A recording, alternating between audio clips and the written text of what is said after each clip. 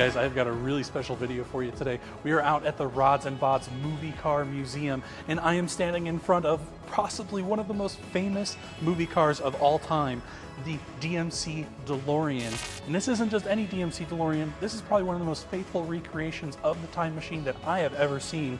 And I am here with Zach, who's the owner of the museum. Hey, Zach. Hey. So tell me a little bit about the history of this particular DeLorean. How did you happen upon it, and what all went into building this thing to make it look as cool as it does? Sure.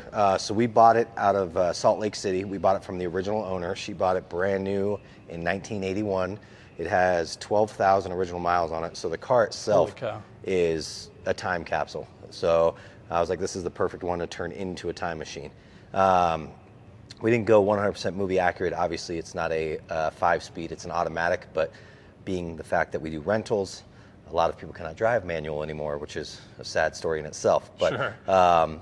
We decided we're going to build Colorado's first time machine. I mean, this is, when you think movie cars, this is top of the list. I mean, top 3 for sure. What I think is so cool is that you did everything. So this thing has got like Marty McFly's driver's license there. You've got the flux capacitor on the inside. And the thing that I didn't even notice until after staring at it for a while is you've even got the hook on the top there that they use to, where did that connect? I'm trying to remember from the movie. So that's the lightning rod scene when they have to get 1.21 gigawatts. Oh, that's and right. And the only thing they can do is use lightning. So they have to time it off the clock tower. That's so cool. All right, so I want to jump in. I have actually never sat in a DeLorean. Feet first is key. Feet first. So okay. They were not drive-through friendly, and they were not bank ATM friendly to start. So tell me what I'm looking at here. So I see you've got the instrument panel up here with the dial pad, which is super cool. Yep. And then what is this guy? So that's anytime you're going to turn on your time circuits, you're going to flip that and turn it on. So we've got everything hardwired now. If you watch the clock, I will turn those on. So that way when they're on display, that thing will kick on. Yep. Oh, look at that. There you go. There's all your time. Being that it's on display at the museum, we have to have everything be able to plug in to the wall. So that's just fire code. So that was another challenging piece with building this thing is not only do you have to build a time machine, you have to jump through all the hoops of making it legal. This is crazy. Yeah, and you can kind of see here I've got a lot of buttons and switches that are all lit up right above me as well. Obviously that flux capacitor being back there is super cool. This thing is just really rad. And the thing that surprises me too is actually how far you kind of lean back when you're driving this thing. It's kind of a really interesting driving position. I didn't really expect that. It's kind of catching me off guard, not gonna lie. Yes, and then you can see, I mean, if you're a tall guy, it's not very tall guy friendly, with that door shut. Your head's gonna be touching the roof. But they were not meant to be, driver friendly. They were meant to be cool. Well, and I think the other interesting piece is too, didn't they have to get up to 88 miles an hour? But the speedometer only goes to 85 miles an hour. So how did they know? You got to love that. Hammer down, and hope as soon as it passed, you'll feel when you start going to time travel. So that was a great part of the movie. Any super fan will be like, yeah, and the speedometer only goes to 85.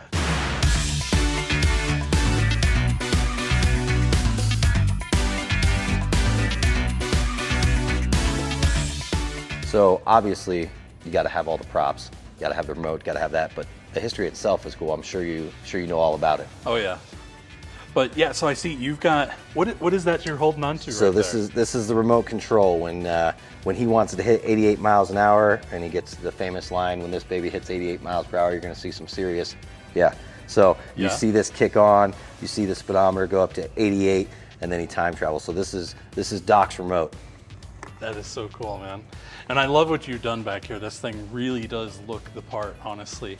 But what I think is also interesting is the history of DeLorean itself. So if you think about movie cars nowadays, they pay buckets of money to have, or manufacturers pay buckets of money to have their cars featured in certain films to get the publicity surrounding it.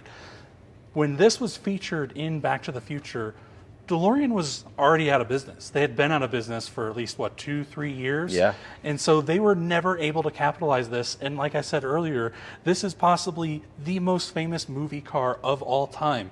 And so all of that publicity that they got, it didn't matter to them because they were already too far gone. And it's an unfortunate story. I mean, they only lasted about 2 years, and you can go all the way back to like the drug bust with John Delorean and whatnot. But yeah, these were built in Belfast for only 2 years. We tried to go as movie correct as possible, but not necessarily movie accurate. I mean, there's a lot of parts that are hard to source, and some of the Time Machine builders, they do a fantastic job making it 100% movie accurate. But as soon as it was an automatic, it was never going to be movie accurate. So we were able to use modern technology like 3D printing. This entire piece is all 3D printed. The fact that we use a time capsule as the lightning rod holder with the original prints of the original lightning rod holder. So this is movie accurate from here below, and then our kind of own twist on it with the lightning rod.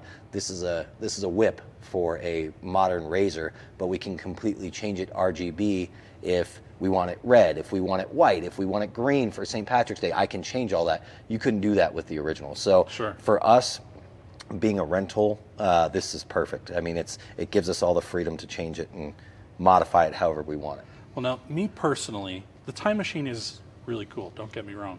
But my favorite vehicle from Back to the Future was Marty's truck. And you have that thing too. Yes. Now, do you mind if I open the door just to show? These trucks are so cool. These old Toyota pickup trucks now have like shot up in value.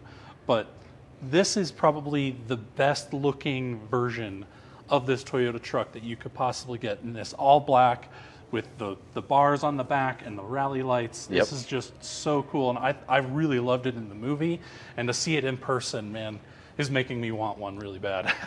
and this is another truck that has kind of its own story. So we have both versions.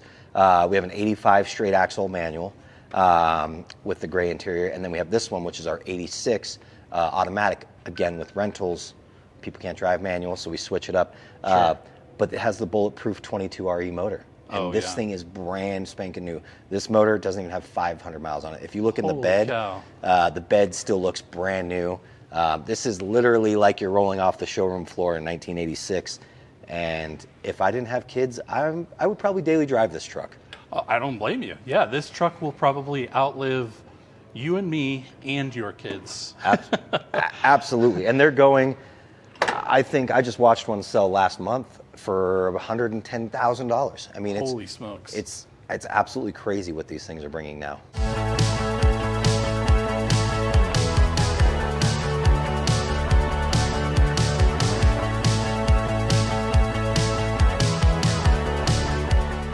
Thank you, Zach, for letting us actually get in. And now you normally don't get to sit in these things and touch them like we did today. But if you want to check these out, come down to the Rods and Bods Museum. And what's the easiest way for they can find you? So we're on socials. It's just Rods and Bods, RODZ and BODZ.